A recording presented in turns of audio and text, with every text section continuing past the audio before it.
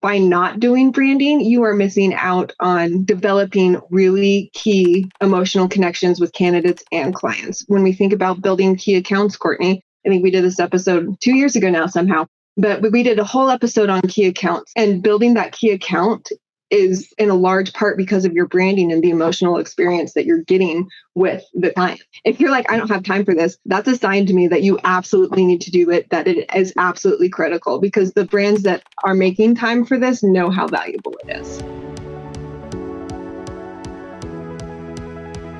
Hi, I'm Courtney Harmon, Director of Industry Relations at Crelate.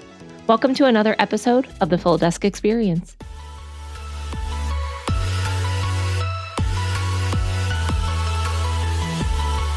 First off, thank you everybody for joining us. Love that we have a crowd today. We switched it up on topics today, and usually you get to hear me talking the entire time. We've switched seats. I'm going to be manning the chat. I'm going to be kind of interacting in that way. And Katie is actually taking the reins, and she's going to be sharing her expertise with us in the marketing arena. I have not only learned so much from her in the past 2 years, but she is here to help you in this area that she is so specialized in, and she has so much information to share.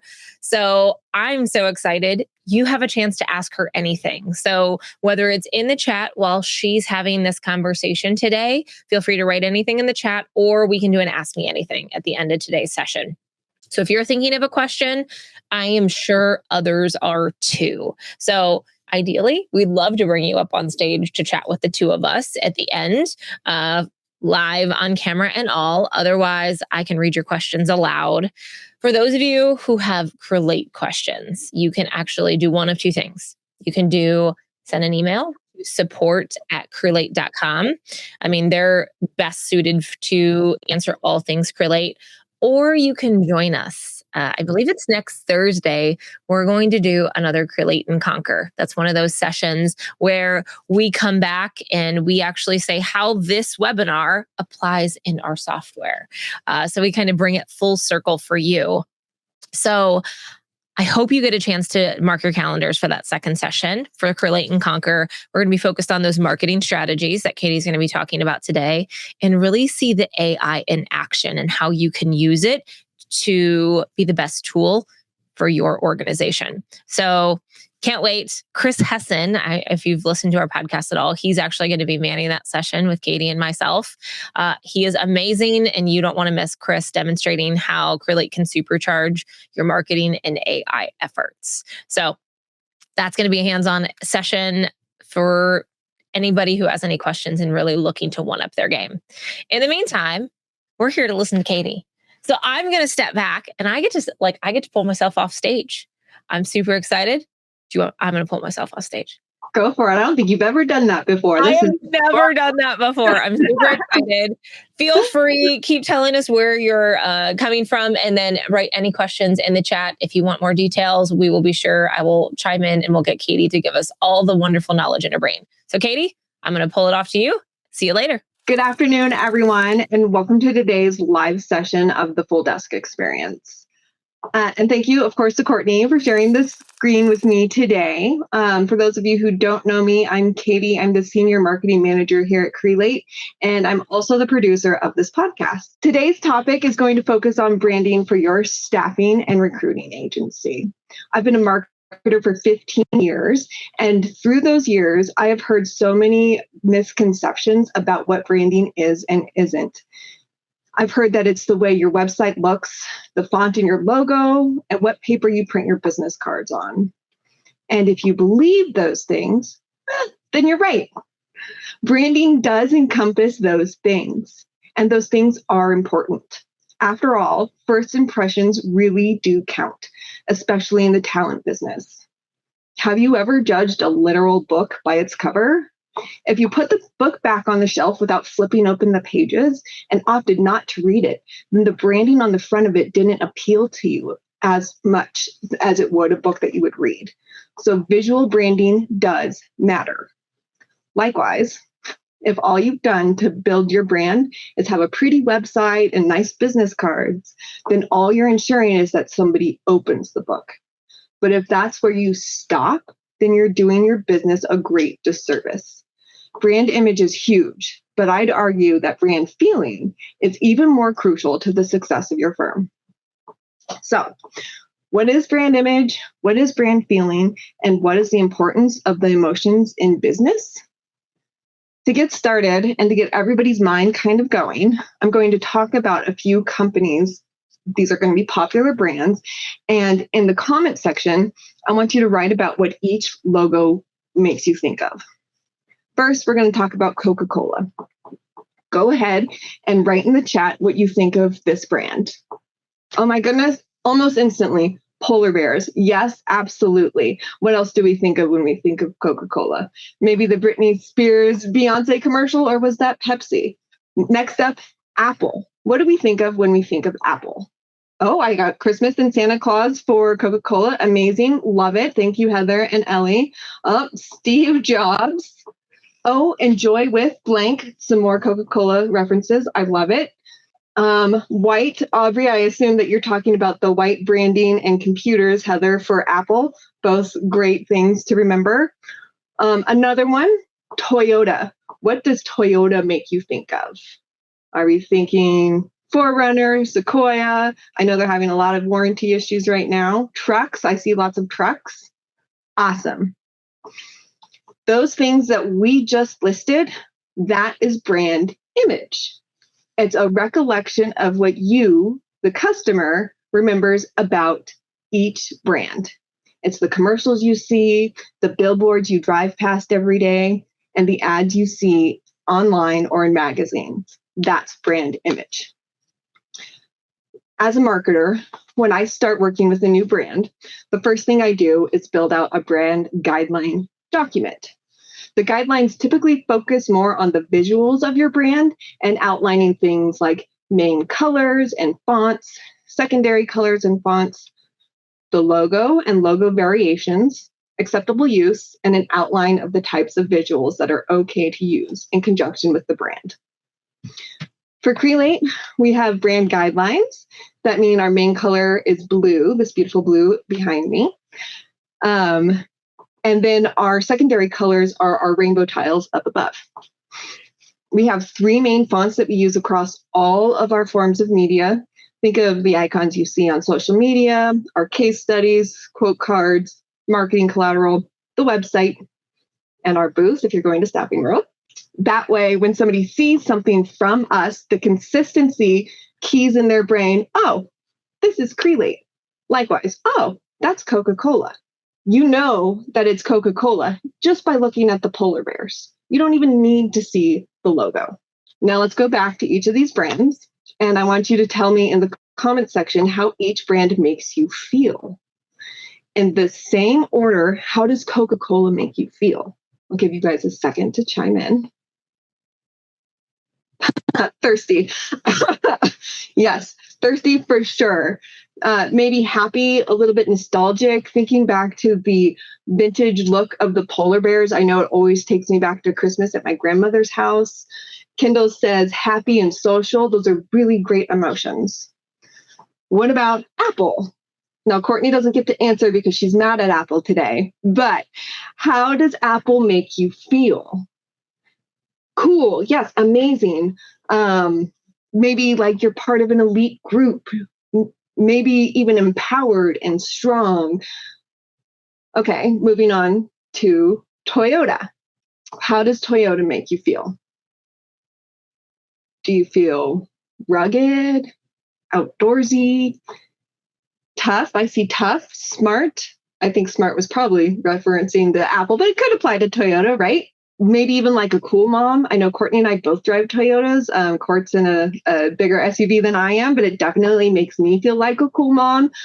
We off-road in our Toyota, so it's definitely gives me that rugged feel, things that I want to identify with, right? So that right there, that feeling, that's the next level of branding. It's the emotion evoked from you, the customer, by the company. And it is powerful. Powerful enough that when it's time to upgrade our phones, my husband wants to wait for the latest iPhone release. Next month, I think.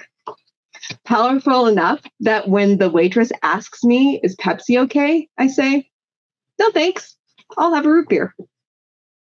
You see, emotions play a powerful role in our decision making. Thinking back to where we started a couple minutes ago, in a business to business world, it's important to know that humans are behind the decision making, not a business. Humans with emotion.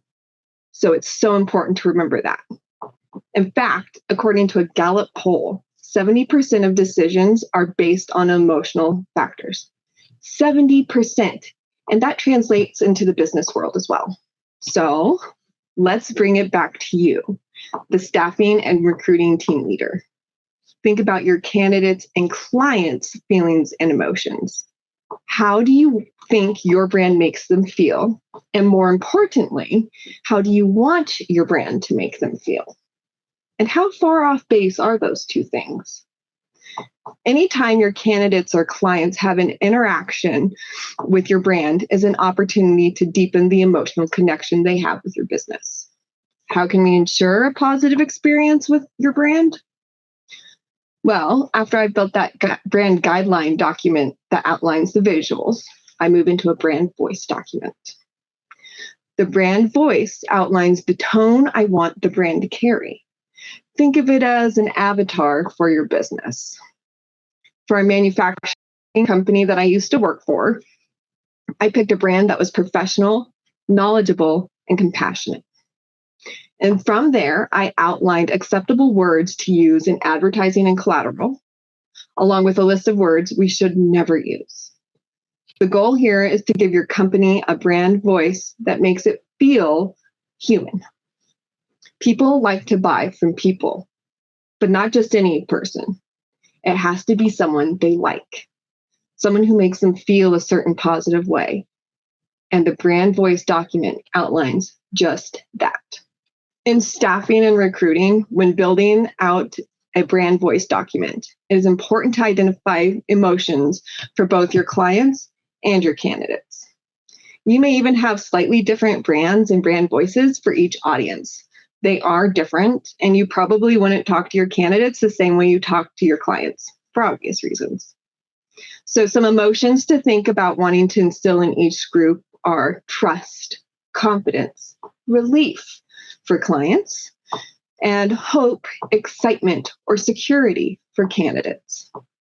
You'll want to pick emotions that you want your clients and candidates to feel when they work with you, and then build everything else that you do off of that. Those emotions are what keep your clients coming back to you time and time again. And it's what makes your candidates eager to refer their friends, and maybe even reach back out when they're ready to find a new job. I'd argue that branding is even part of your culture because it is something that every single one of your employees plays a part in. Make sure your brand voice document covers how you want your employees to interact with your clients and candidates. Any interaction with your team is an experience with your brand, and happy employees give your candidates and clients good experiences, the kind that builds trust, creates relationships, and ultimately turns into more dollars for your firm. So a good team culture will foster a brand that provides these types of relationships. Circling back again to brand image, your brand itself goes beyond professional website, fancy business cards, and active social media pages. It goes into really, really great customer service and aligning everything you do with your brand. It's crucial to align your visual elements with the emotions you want to evoke, but don't forget to start with the human side. By tapping into these emotions, you can create stronger connections and drive more business decisions in your favor. So now you might be thinking, great, Katie, how do I know where my brand stands with clients and candidates? Well, dynamic and competitive world of staffing and recruiting, your brand is your most powerful asset. It's not just about placing candidates, it's about creating a memorable experience for both clients and job seekers at every touch point. As staffing and recruiting leaders, understanding and optimizing your brand experience is crucial for your long-term success. So let's dive into how you can elevate your brand experience and stand out in a crowded market. In this industry, brand experience encompasses every interaction impression, both big and small. It's the sum total of a candidate's first view of your job posting, the initial outreach from one of your recruiters, the interview preparation process, a client's satisfaction or dissatisfaction with a placement, the onboarding experience for placed candidates, your firm's presence at industry events and job fairs, client interactions during business reviews and strategy sessions. We'll touch on more on this in a second. And the content you share across your social media platforms. Each of these touch points contributes to the overall perception of your brand in the minds of your clients, candidates, and yes, even your own employees. A stellar brand experience in staffing and recruiting can lead to numerous benefits. This includes increased client loyalty and repeat business. Clients who have a positive experience are more likely to return for future needs, therefore reducing your client acquisition costs. Higher candidate referral rates because satisfied candidates become brand ambassadors, referring friends and colleagues to your firm. You'll be better able to attract and retain top talent yourself. Great recruiters want to work for firms with strong, positive brands. You can increase your market share because a superior brand experience can help you expand into new industries or new geographical areas. And all of this means that you can actually charge a premium for your services. Clients are willing to pay more for a staffing or recruiting firm with a stellar reputation and amazing brand experience than they are for just your status quo or lackluster experience. So, to improve, we must first assess. When it comes to evaluating your brand, you might feel a little bit lost on where to start. The first thing you need to consider is what people are saying about your staffing and recruiting firm when you're not in the room. And you might be like, well, Katie, how am I supposed to know? They're never going to tell me to my face. You're right, they're not. But you can monitor industry-specific review sites like Indeed for candidate reviews, G2 for client reviews, and this one is important, Google for local reviews. If you don't have a Google listing for your firm, even if you're a fully remote firm, I highly suggest getting one because it allows people to leave you Google reviews and that other people will be able to see and therefore help elevate your brand. My favorite place to look for what people are saying, the comment section of LinkedIn posts, anything about your firm to see a more unfiltered view of what your clients and candidates think. It's also a good idea to conduct anonymous surveys with both placed candidates, active clients, and this is my favorite one, clients who haven't used your services recently. You can potentially find ways to work with these clients again beyond the placement by providing industry news or stats for upcoming board meetings. Find ways to be a good partner regardless of their placement needs. That's where you get key accounts and develop an experience that goes beyond the status quo. But don't just stop with your candidates and clients. Remember your third audience, your employees. You'll want to encourage honest feedback from your internal team. This includes your recruiters, account managers, and even your back office staff. Each play a critical role in your agency's success. Don't forget to check in with them. Through all of this, you want to keep an eye on the prize, your key metrics. This includes looking at your repeat business rates. Are clients coming back? Don't forget about the candidate redeployment rates on the staffing size, and also analyze why candidates and clients are or are not returning. Speaking of candidates and clients, how do they feel after interacting with your recruiting team? Ways that you can discover this, again, is implementing post-placement surveys. For candidates, this immediately means sending out surveys after initial placement and again 3 months into their placement. You'll want to ask questions about job satisfaction, job fit, and culture fit within the company. This can show you how well the placement was actually made, not just how well it felt at the beginning. On the client side, send surveys after each placement as well, and then quarterly, like I mentioned before, for ongoing needs. This will help keep a stronger partnership with your clients because you'll have multiple touch points with them throughout the year beyond just asking for their business. This might be a more controversial or unused tactic, but have you ever conducted stay interviews? Doing so with long-term contractors and clients with managed service agreements can help your firm solve problems with each party before either feels like walking out the door. I'd recommend doing these with your own team as well, as they might provide insight into why culture and our brand is poor within your firm, or why it's stellar. Analyze communication patterns in your ATS and CRM systems. You'll want to check for things like call times, last activity date, last reach out date, and occasionally check in with what the written communications actually say. You may even be able to pull a list of people who have applied for a job that you haven't reached out to yet. If your ATS isn't giving you activity suggestion nudges, you could also be missing out on additional touch points. If you don't have a set workflow or sequence for following up with candidates and clients, set one up within your ATS so your team never forgets this step. Bonus points for using a system that has templates so you can have a consistent message across your entire team. The consistent message is part of your brand. And you can use these workflows for additional revenue generation, like asking for referrals. And when you go back out to check for references, you can also ask for referrals that way too. Okay, if you've ever listened to a celebrity interview, you'll hear them say this: don't Google yourself.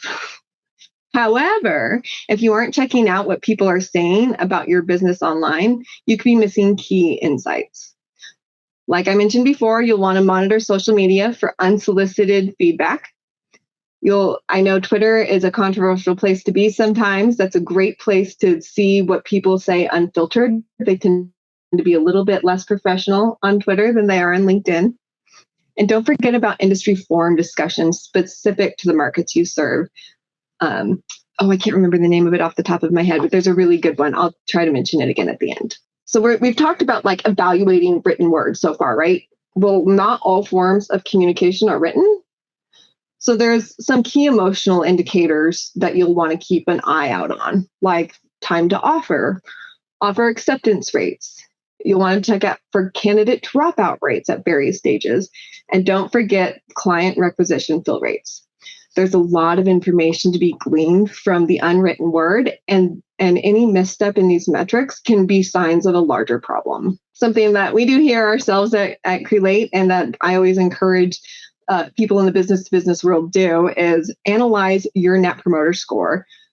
In the staffing and recruiting industry, this means you want to check both on the client and the candidate side.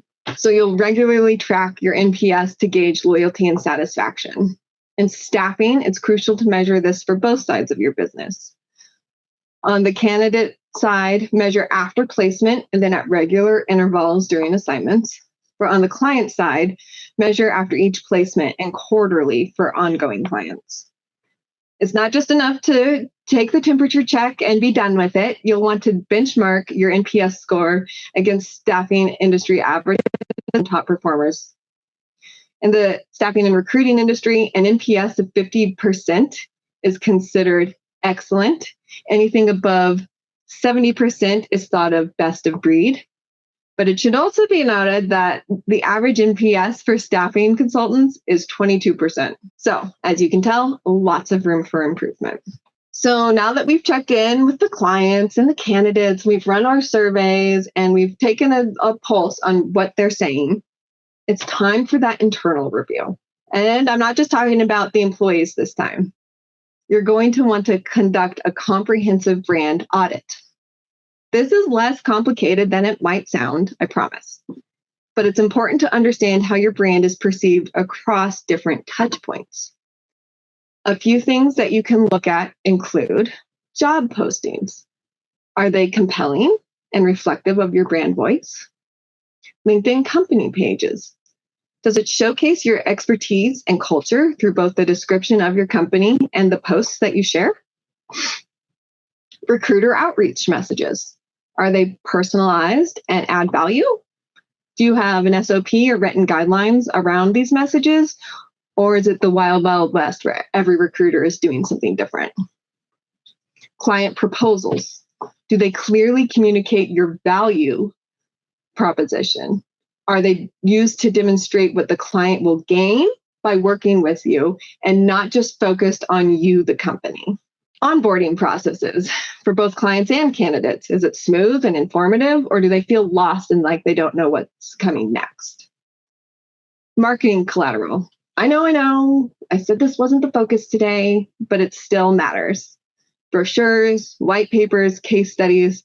Do they tell your brand story effectively? Website user experience. Is it intuitive, informative, and reflective of your brand? Is it easy to use? Or do people feel lost and like your website is clunky? So after we've looked at all of the things, it's time to enhance your brand. Here are some strategies tailored for staffing and recruiting firms just like yours. First, optimize touch points throughout the recruiting journey by mapping the journey for both candidates and clients. On the candidate side, that's everything from a job search to post-placement support. On the client side, that's everything from identifying a staffing need to post-hire evaluation. You've likely already identified the problem areas like lengthy application processes, unclear job descriptions, a clunky website, and slow response times from either party.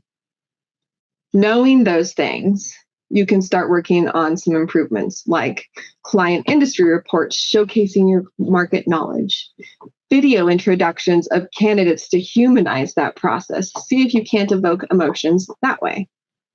Regular check-ins with placed candidates and hiring managers. And something that can be overlooked through this is to implement technology that streamlines that communication. Choose an ATS and CRM that integrates well and offers mobile access, and also use scheduling tools like Calendly to eliminate back and forth on interview times and implement chatbots for initial FAQ handling and after-hours support.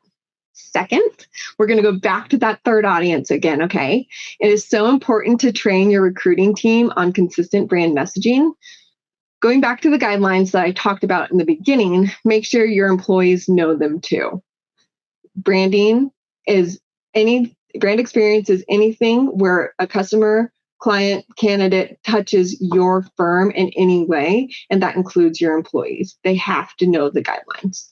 So that includes not just the written word, right? It goes beyond that into how to discuss your firm's specialties and deliver your unique value proposition. The tone and style for different communication channels, phone, email, text, social media. I would never write when I write in a text and use the same tone on LinkedIn, for example. And then also, this one's a good one. Court's going to love this one. How to handle difficult conversations. They're going to come up. You're going to get rejections. You're going to get counter offers. So how do you help your teams with those interactions? Court says it all the time. You should role play anything that might be difficult. This can include salary negotiations, client objection handling, delivering constructive feedback to candidates, and pitching your services to potential clients. You might be like, yeah, Katie, this is great. I know to do those things, but how do I get buy-in from my employees? Well, there's definitely a way to get them more involved. I find that most people are like recognition in different ways, and they feel valued in different ways, right? Because our employees have their own emotions, and we should be trying to evoke emotions from them that are positive.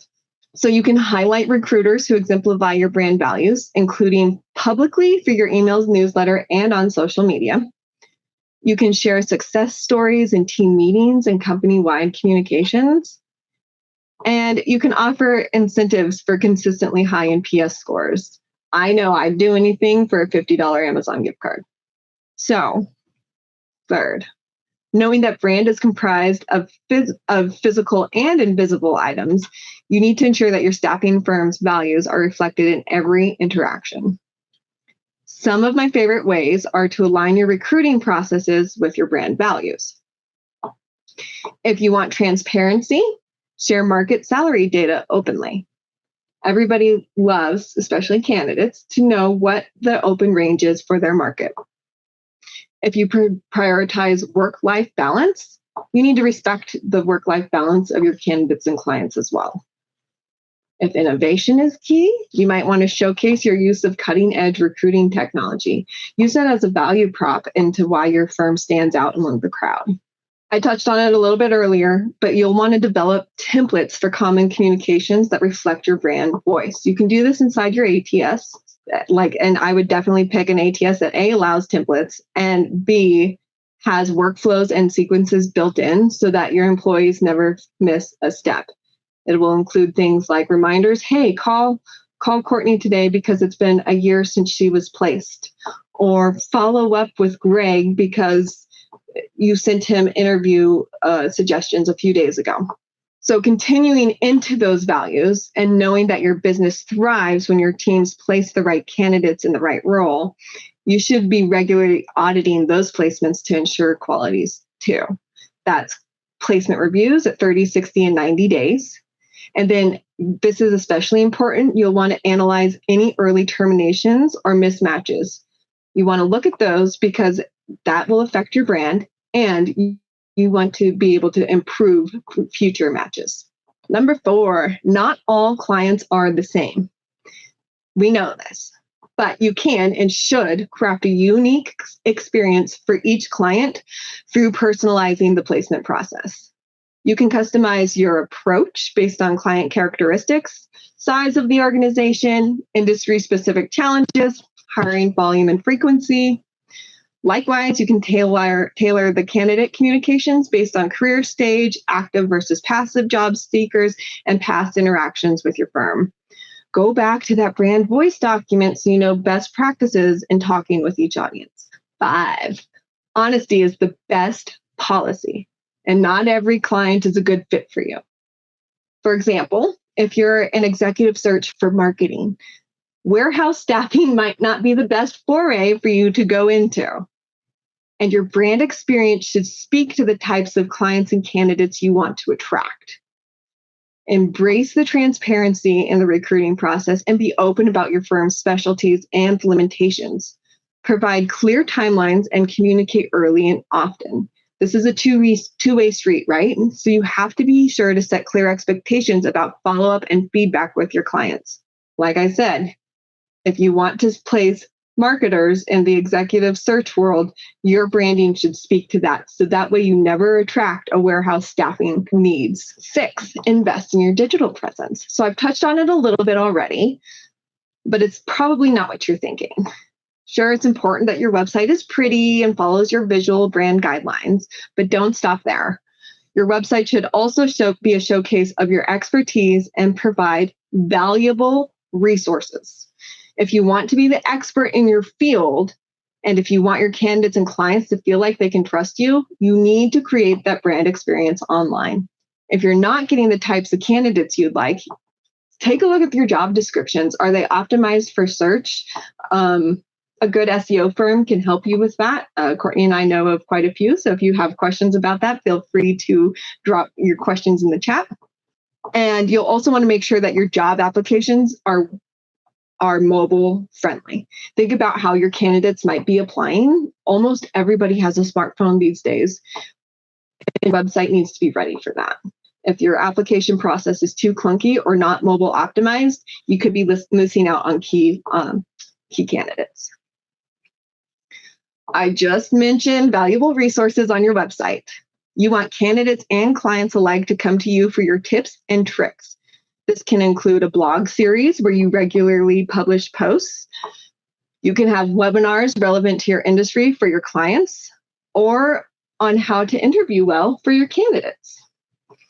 Don't just stop there, though. You need to be using social media to share the content you're publishing on your website. The blogs, the job openings, any company news, those are all branding items that you need to be sharing openly. Use it as a platform to showcase your brand as a knowledgeable and trustworthy partner. But don't just stop there. Go a little bit deeper and engage with industry discussions and use hashtags so that other people can find you easier. Don't forget to showcase your company culture and team events because that is part of the branding process here. 7, leverage recruiting technology wisely. Pick a platform that provides analytics and reporting in real time. The numbers may not show quality, but they are the first sign that something might be off in one of your processes. I said it before, but I'll say it again. Your ATS should have sequences and workflows so you set up the right way for everyone to work in your firm. This ties back into your metrics and therefore shows you signs of discord through your KPIs. 8, create memorable moments in the staffing and recruiting process. There are tons of ways where you can make candidates and clients feel special. One of my favorite ways on the candidate side is to send a personalized congratulations package once they've been placed. You can offer interview coaching and resume review services. And you can also provide a welcome aboard kit for their first day on a new job. Think of things that they might need: a new notebook, a pencil, if they're needing to take notes in a meeting, maybe a new mug. For clients, you can deliver unexpected value like a custom market report or talent mapping that really goes above and beyond what a standard firm would do. You could host exclusive webinar events or offer complimentary training sessions on interview techniques for the interviewer and workforce planning. Remember, in staffing and recruiting, your brand experience extends beyond your website or office. It's in every job description, every candidate interview, every client meeting, and every placement you make. Each team member, from sourcers to account executives, play a crucial role in shaping your brand experience. Improving your staffing firm's brand experience is an ongoing process. You'll need to regularly reassess your metrics, gather fresh feedback, and adjust your strategies. The staffing and recruiting landscape is constantly evolving with new technologies, changing workforce dynamics, and shifting economic conditions. Your brand experience should evolve too, always staying one step ahead of client and candidate expectations.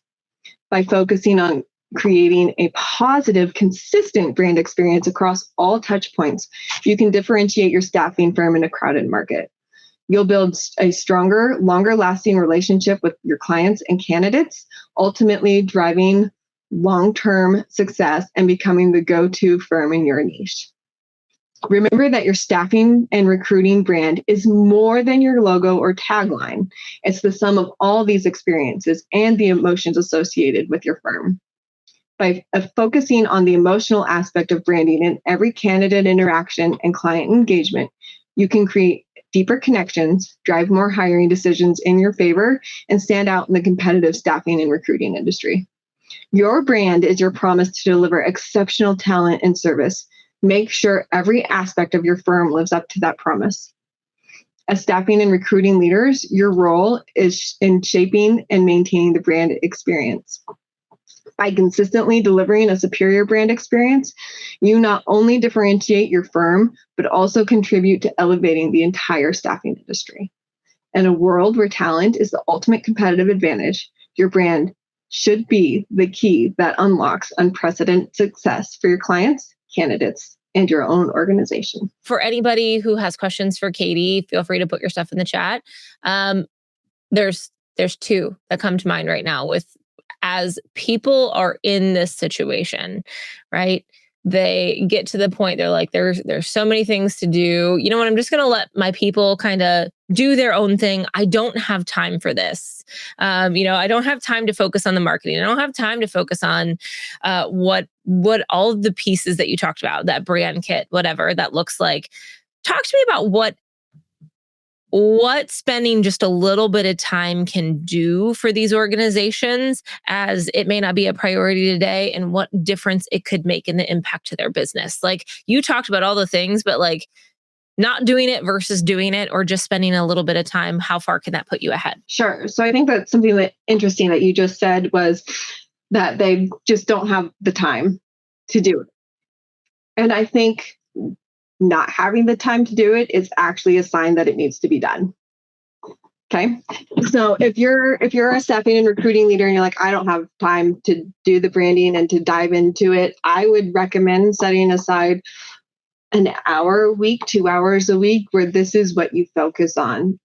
Your brand is you, your company. It's as if you were to put a human face to the company. And as I mentioned, if emotions account for 70% of like decision making, then if you don't have a physical person feeling to your brand, you're missing out on getting people to be emotionally invested into your business.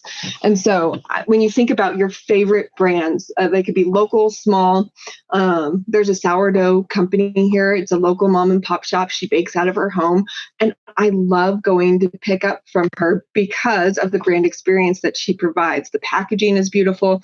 The orders are quick. The bread is delicious. Every time I have a question, she's quick to answer. So by not doing branding, you are missing out on developing really key emotional connections with candidates and clients. When we think about building key accounts, Courtney, I think we did this episode, 2 years ago now somehow, but we did a whole episode on key accounts, and building that key account is in a large part because of your branding and the emotional experience that you're getting with the client. So by not doing branding, I think that you're missing out on a whole ton of stuff. And if you're like, I don't have time for this, that's a sign to me that you absolutely need to do it, that it is absolutely critical, because the brands that are making time for this know how valuable it is. So I'm going to open up the door for us a little bit. And I know because I'm here. I think from our brand, we've seen a major shift in 2 years. And that is attributed to kind of where you're taking us and kind of what we've done, whether it's the podcast or whatever. So can you take our situation and kind of give insight to maybe what the podcast has done for us? I know not everybody has time for a podcast, but just the recognition and how that's changed our brand as Crelate. Kind of give us some insight. I talked about it, about having relevant and valuable information on your website. That's the content itself, right? Okay. So part of what has made the Full Desk Experience brand and by association, the Crelate brand grow so much in the last 2 years is A, because I never let you talk about the product, and B, because where we're coming from is a place of genuinely wanting to help staffing and recruiting leaders grow their business. We saw a huge gap in the industry and podcasts of reaching out to these staffing and recruiting firm leaders, the operations managers, the recruiting team manager, and going beyond the people that are just running a desk. Well, we do service them as well with some of our content. That we found this niche where people wanted help, needed help, didn't know where to look, maybe weren't part of associations or networks that could help. It was coming off the tails of COVID when people still weren't traveling that much. And so it's what we've done is an emphasis on the value that the content provides. When we write blog posts, when we do podcasts, when we film short videos, it's coming from a place of wanting to inform and not from a place of wanting to sell. What we want to do really goes back to Crelate's core value, which, if you don't know, Crelate stands for create relationship. Okay. And how do we create those relationships? By providing exceptional value every single week through things like the podcast. We have a blog series. We have a newsletter. We're very active on social media. There are all sorts of ways that we try to come in and help the industry. And so I think that if your content does that speaks to your branding, right? And that speaks to the emotional connection that you're trying to create in building these relationships. Good insight. There is a question, and the question is, first off, Andrew, yes, this will be available for recording for reference. So it will be dropped on the podcast next Thursday. So search the Full Desk Experience on any podcast platform and you'll be able to listen to it. But Katie, for someone who is like, all right, I need to start. Today's the day. You've motivated me to do this. I don't do any of these things well. What's the first place I should start? Where's the first thing that needs my attention today? I think so. You can start multiple places, but if you're a little bit overwhelmed and you're not quite sure of where to start, I'd get really comfortable with reaching out to your internal employees first. They are on the front lines. They might be hearing things that they're not sharing with you. They might be hearing things in the rejections that they're not sharing with you. I would really start with your internal team first because they are the front lines of your brand. And you want to evaluate everything that I talked about, right? You want to evaluate the communication, the actual written communication, call times. If you have a call recorder, it might be nice to listen into some of those calls. I know that a lot of our customer insights come from our recorded conversations. And so do a deep dive and start with your internal employees, because they'll probably help you find the problem areas faster than going external. And so start with the internal and then kind of build out from there. And I love how this is posted. So one of the issues we run into with branding is how to remain very professional executive search firm without coming off as old and boring, like old school and boring. Do you have any suggestions? Savannah, I love this question so much. So I have worked in B2B for 15 years. Okay. And the brands that succeed are the brands that have a little bit of personality, right? So just because you're professional doesn't mean that you can't wear a hot pink shirt under a blue blazer, right? And so there's definitely little elements that you can add some spunk and personality into. And just because it's high-end executive search and a boutique recruiting firm does not mean that you have to be staunchy. And I think that's such a common misconception. So when you start thinking about that, start thinking of ways where you can like inject a little bit of wit. And some of this is knowing your audience too, right? So if you know that your audience are like, oh, I hate to say it, mostly men who are of a certain generation, and you think that they drive these kinds of cars, like make references to that. You want to get to know them so intimately that you can build a brand voice that they resonate with, right? And so maybe they don't find such and such funny, but there's other ways that you can spice it up and be interesting without being boring. Some suggestions I can think of might be, so part of our brand voice is professional but witty. And so we always, like, you'll see us, like I said, a blue blazer, a hot pink shirt, still a little bit of personality. And so think of that kind of concept when you go to meet with these people. Like, you still want to come off professional, but you want to come off human too, because I think that the boring brands are the ones that might have a hard time building that emotional experience with, right? And so there might be ways where you can rely on nostalgia to help tie in the emotion, like get to the emotion of what is going to drive business decisions with this audience, and kind of go from there. I hope that kind of answered that. But Savannah, I'm happy to have you hop on. And I love it. And honestly, Katie, even some of the images we use, like it resonates, Home Alone, or all, like the images that we use really resonate to the genre of the buying community, right? So I love that. Kendall has another follow-up question from this, Katie. You're a lot going hot here. Going off this topic, what are good ways to attract more C-suite job seekers who are often passively looking? What would resonate with them? Okay, so I think that you've actually just hit on two things. So you've identified C-suite and passive job hunters. Okay, so Court, remind me on the numbers. Is it like only 20% or it's less than that of job seekers are active, and then everybody else is like passive? It's like 80% passive, I think. So that's a big audience, right, Kendall? It's a huge audience. But I think knowing that they're passive, you can do things like write blogs or newsletters or send emails or even social media content that talks to the passive candidate themselves. So this can be like what to look for in your next job, or how to tell if you're unhappy, or if it's time to move on, or what's behind the next C-suite door. So picking blog topics and social media topics like that, where you can provide insight into somebody who's like, oh, I'm so not enjoying my VP of sales role anymore at this company, but I'm not ready to leave. By providing them, think of it as a funnel, right? Think of it as your sales funnel. Similar to how you would your sales funnel. You've got top of funnel, which is this passive audience. So you want to create content that's top of funnel, that is relevant to them, but that doesn't talk about switching jobs right now. That doesn't talk to them about how to complete a C-suite job application, because those are more mid and bottom funnel candidates. So I think understanding your funnel in that way, and knowing that passive is way top of funnel and providing them content and value that is up here to, or maybe even blogs about how to feel happier in your C-suite job would be a great place to go with that. Katie, what are your thoughts about stats? I'm a sucker for stats. Stats pull me in. So 72% of C-suite executives feel like I would go to that. What are your thoughts on like using stats and numbers? Okay, so I don't know if it's just because my 5-year-old loves to watch number blocks, but I also love numbers.